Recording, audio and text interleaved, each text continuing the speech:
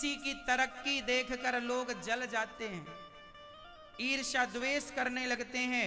ये स्वभाव लगभग सब लोगों में होता है, लगभग 99% कहें तो ठीक है। लेकिन मैं आपसे सवाल करूं कि आपका पड़ोसी बहुत तरक्की कर गया, आपके परिवार में कोई बहुत तरक्की कर गया, बहुत नाम इज्जत पैसा कमाया, बताओ अब आप उससे जलें, ईर्ष्या करें, तो आपके जलने और ईर्ष्या करने से आपका लाभ कुछ है? बोलो मेरी मां, है? तो फिर आप में से कुछ लोग क्यों जलते और ईर्ष्या करते हैं?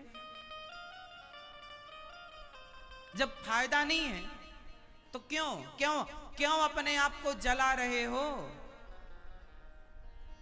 क्यों क्यों मन दुखी कर रहे हो? अरे वो ज्यादा तरक्की कर गया बड़ा।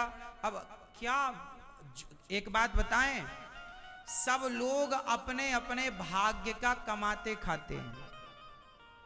एक बाप के दो बेटे हैं, यदि बड़े बेटे के भाग्य में अमीरी है तो उसे अमीर बनना ही होगा, और छोटे के भाग्य में गरीबी है तो उसे गरीब बनना ही पड़ेगा। एक ही बाप के दो बेटे हैं और बाप अपना दोनों बेटों को बराबर धन देकर भी चला जाए, करोड़ों की जायदाद देकर भी चला जाए, पर भाग्य में दुख है तो वो सब कुछ नष्ट हो जाएगा और दुखी जीवन होगा। क्योंकि जो है भाग्य में, और ये भाग्य क्या चीज है?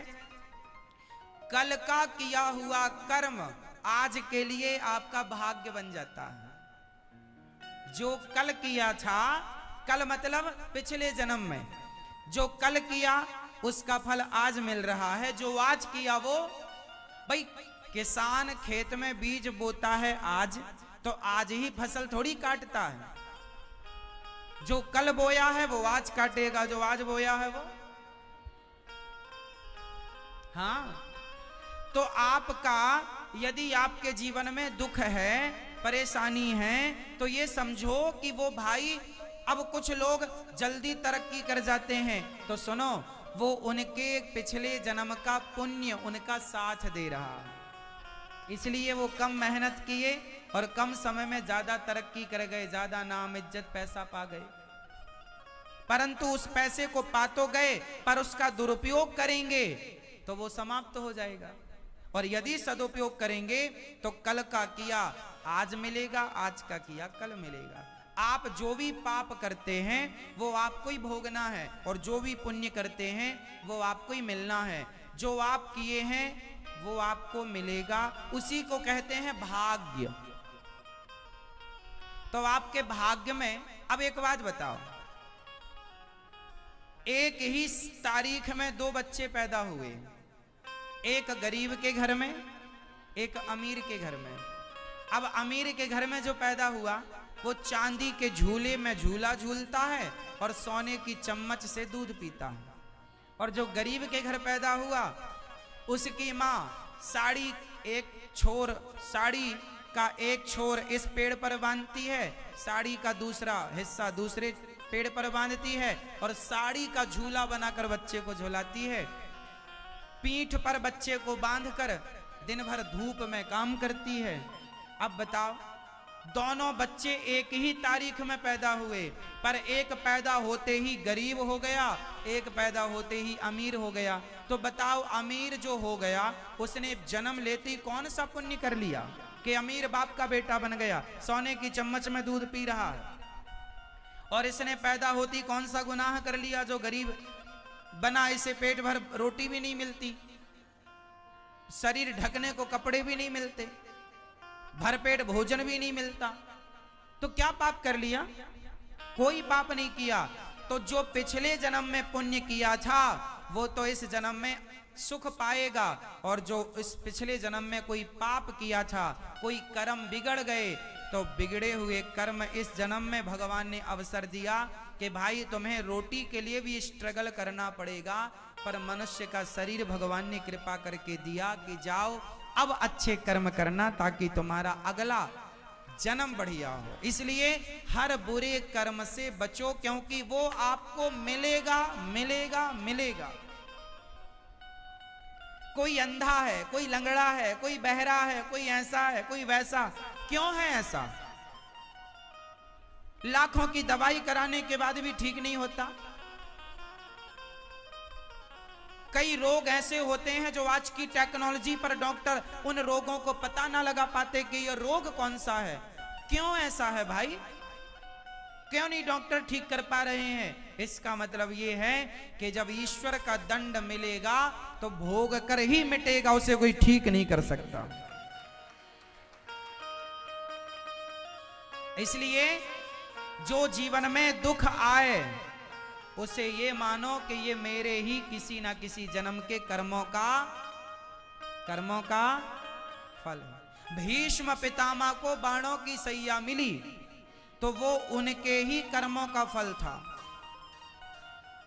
वो उनके ही कर्मों का। बताओ भीष्म पितामह को बाणों की सैया क्यों मिली? क्योंकि उन्होंने कुछ जन्म पहले एक सांप को कांटों के ढेर में फेंक दिया था और सांप तड़प तड़प कर मर गया। सर्प को कांटों की सैया पर लिटाया तो इन्हें बाणों की सैया पर लेटकर पिछले जन्म का, उस जन्म का हिसाब इस जन्म में चुकाना पड़ा। भीष्म पितामह जैसों को भी कर्म दंड भोगना पड़ा, तो आप और हम बचेंगे क्या? इसलिए अच्छे कर्म करो, सपने में भी किसी का बुरा ना सोचो, क्योंकि सोचा है आपने किसी का बुरा किया है तो वो कर्म तुम्हारा पीछा ना छोड़ेगा, वो कर्म तुम्हें दंडित करेगा करेगा करेगा। को ना काहू को सुख दुख कर दाता, निज कृत कर्म भोग सब भ्राता। कोई किसी को सुख नहीं देता, कोई किसी को दुख नहीं देता। प्रत्येक व्यक्ति अपने अच्छे कर्मों से सुख और अपने बुरे कर्मों से दुख पाता है और व्यर्थ ही दूसरे को दोष लगाता है कि तुम्हारे कारण हम दुखी हैं, तुम्हारे कारण हम दुखी हैं। व्यर्थ में। इसलिए तो हम कहा करते हैं, हाँ न देना दोष किस्मत को, विपत्ति तो सब पे आती है। न देना दोष किस्मत को, विपत्ति तो सब पे आती है। देखो दोष किसे देंगे? विपत्ति आई राजा दशरथ पे, राम जब जा रहे थे वन को। विपत्ति आई राजा दशरथ को, राम जब जा रहे थे को। न देना दोष कैकेयी को, न देना दोष कैकेयी को, विपत्ति तो सब पे आती है। अब किसे दोष देंगे आप?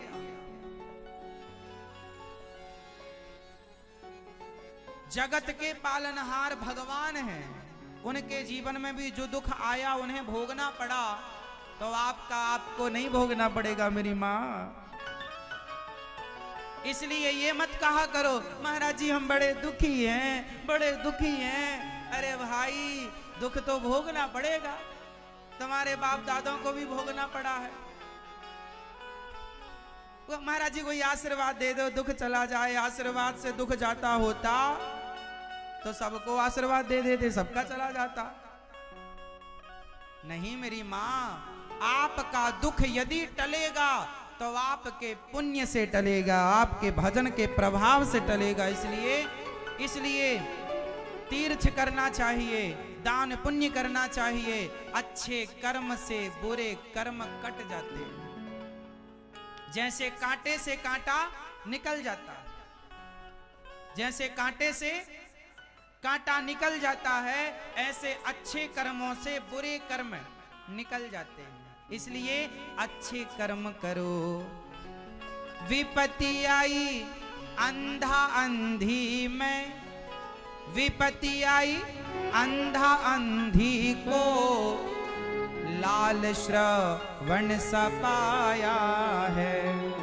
श्रवण जैसा बेटा पाकर भी अंधा अंधी को दुख उठाना पड़ा। जब भाग्य में दुख होगा तो बेटा श्रवण जैसा भी क्यों ना हो, पर दुख है तो भोगना पड़ेगा। श्रवण के माँ बाप को दुखी होना पड़ा था। आप कहते हैं कि मेरा बेटा श्रवण हो जाए, भगवान करे हो जाए, पर भाग्य में दुख है तो श्रवण जैसा बेटा हो जाए फिर भी दुख तो भोगना पड़ेगा। विपत्ति आई अंधा अंधी को, लाल श्रवण सपाया है। न देना दोष दशरथ को, विपत्ति तो सब पर आती है। विपत्ति तो आएगी, इसलिए जब आए तो मुस्कुराते हुए अपने कर्म दंड भोगिए, कर्म कीजिए। एक मैया बोली, महाराज जी हमारी पीठ में बड़ा दर्द होता है, दर्द होता है। हमने कहा मैया योग किया करो, योग एक्सरसाइज किया करो। भुजंगासन करोगी तो कमर में दर्द ना होगा, पीठ में दर्द ना होगा। आसन करो, थोड़ा प्राणायाम किया करो। महाराज कोई मंत्र बता दो।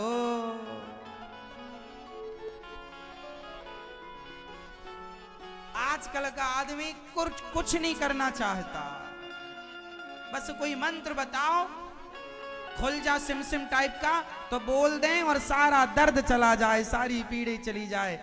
आप लोग इस मूर्खता का परिचय क्यों देते हैं? जो आदमी कहे कि कोई ऐसा मंत्र बताओ कि हमारा दुख चला जाए, तो राम नाम से, कृष्ण नाम से बड़ा कोई मंत्र नहीं है। यदि मंत्र लेना है तो राम नाम जपो, कृष्ण नाम जपो, इसके अतिरिक्त श्रीमन नारायण जपो, इसके अतिरिक्त कोई मंत्र ऐसा नहीं है। भाई अब कह रहे हैं योग, कर्म करते रहो, योग एक्सरसाइज करते रहो, अच्छे कर्म करो, नहीं आएगा। अब करना धरना कुछ नहीं हो, वही मंत्र बताओ महाराज।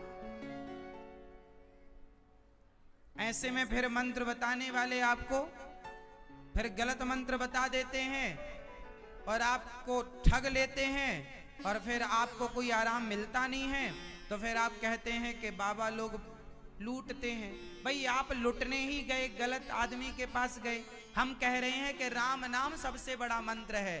भगवान के नाम पर विश्वास रखो, राधा राधा कृष्ण कृष्ण जपो, श्रीमन नारायण जपो। भगवान द्रौपदी का दुख दूर कर सकते हैं तो वही तुम्हारा भी दुख दूर कर सकते हैं, और किसी में ताकत नहीं है कि तुम्हारा दुख कोई और दूर कर सके। इसलिए हम कहते हैं कि कर्मों का फल भोगना पड़ेगा, और ये संसार कर्म भूमि है, यहाँ तो कर्मों का फल भोगना पड़ता है। ये संसार बनाने वाले, चलाने वाले कौन हैं? वही ये संसार बनाते हैं, वही ये संसार चलाते हैं, वही ये तय करते हैं कि आपको कहाँ जाना है, कहाँ से आना है।